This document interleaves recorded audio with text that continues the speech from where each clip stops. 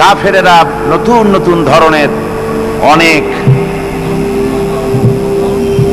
কথাবার্তা তারা বলতো, যে সমস্ত কথা আসলেই কোনো যুক্তির ধোপে টেকে না। এসব কথা বলে তাদের মূল উদ্দেশ্য ছিল জনগণকে কোরআন থেকে, ইসলাম থেকে, রাসূল থেকে, তাওহীদ থেকে দূরে সরিয়ে রাখা। কিন্তু তাদের এই